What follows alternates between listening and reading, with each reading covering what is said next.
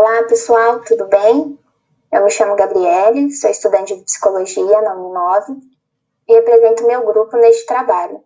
Hoje vamos falar um pouco sobre a síndrome de Klinefelter, uma condição genética que afeta exclusivamente os homens.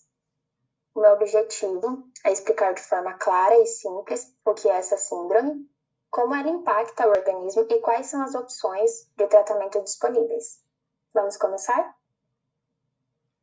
Então, o que é a síndrome de Klinefelter? Primeiro, vamos lembrar que temos 46 cromossomos e eles são organizados em 23 pares. Os cromossomos sexuais, X e Y, são aqueles que determinam o sexo biológico.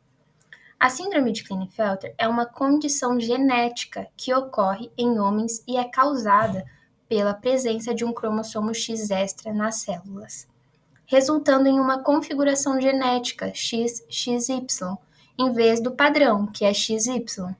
Esse cromossomo adicional pode levar a alterações físicas, hormonais e, em alguns casos, dificuldades de aprendizado ou interação social. Vamos falar também um pouquinho sobre o que é o cariótipo, que é o conjunto de cromossomos de uma célula organizado em pares. Ele determina as características genéticas de cada indivíduo. No caso da síndrome de Klinefelter, a análise do cariótipo revela a presença de um cromossomo X a mais, formando o padrão XXY. E por que a síndrome de Klinefelter ela acontece?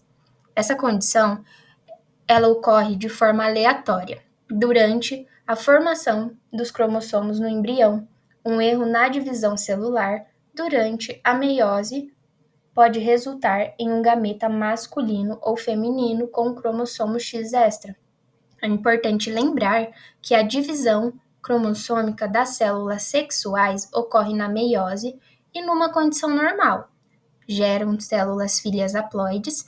No caso da síndrome de Klinefelter, ocorre a não disjunção do X na meiose, ou seja, é gerado uma célula diploide como X extra. Como podemos ver no esquema 1, temos um espermatozoide que é fecundado, um óvulo normal, o que resulta em um embrião normal.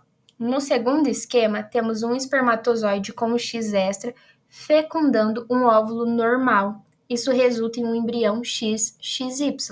No terceiro esquema, o espermatozoide é normal e fecunda um óvulo com duplo X, gerando um embrião XY, como mostra a imagem.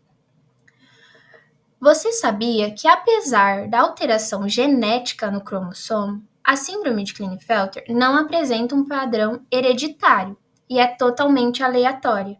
Não existem evidências de herança genética. Ela pode ser identificada ainda na fase fetal por meio de testes genéticos, como a análise do líquido amniótico. Os principais sintomas, eles podem variar, mas vai incluir níveis baixos de testosterona, atraso na puberdade, a ginecomastia, que é o aumento das mamas, infertilidade e características físicas que eu vou mostrar um pouquinho mais a seguir, e as dificuldades de aprendizado e interação social. Então, como eu disse, agora eu vou apresentar as características físicas que são bem evidentes,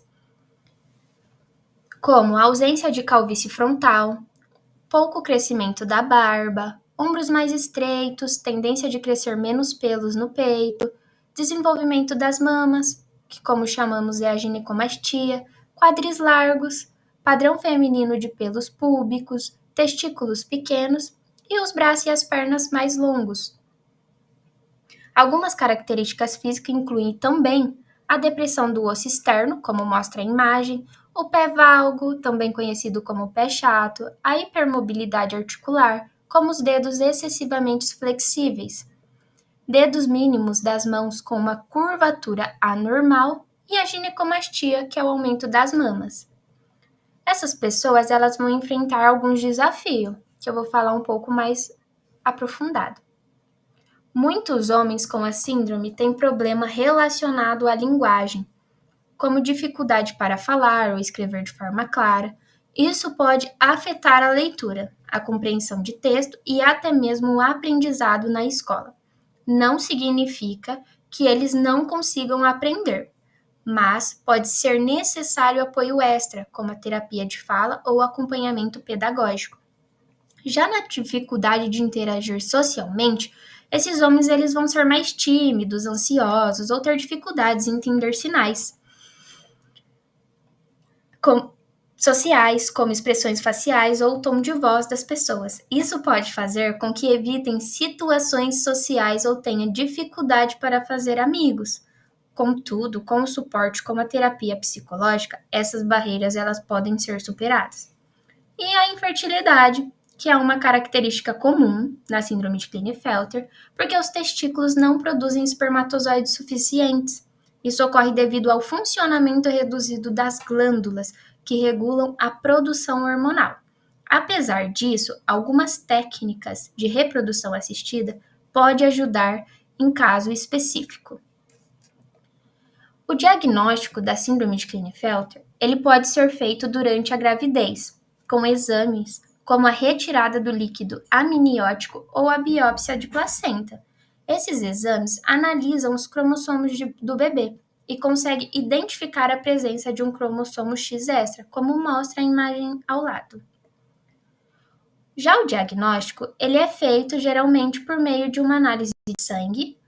Os leucócitos são cultivados em laboratórios e os cromossomos são examinados durante a metáfase da divisão celular. Isso permite identificar a presença de um cromossomo X extra.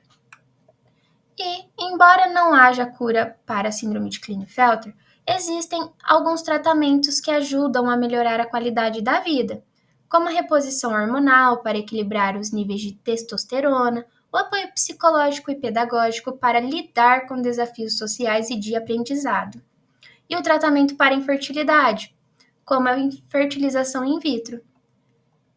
E com tudo isso, eu deixo uma reflexão final, que cada pessoa com a síndrome de Klinefelter é única, e os sintomas podem variar bastante. O mais importante é lembrar que a condição não define quem alguém é, e ela não impede uma vida plena e significativa.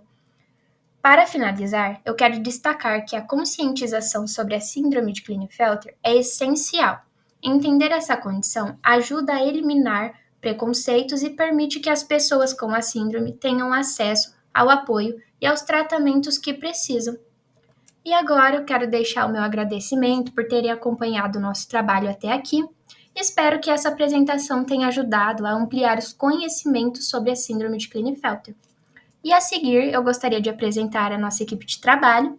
Começando da direita para a esquerda, a gente vai ter a Elizabeth, a Camille, a Gabriele, que no caso sou eu, a Paola, a Laura e o Lucas.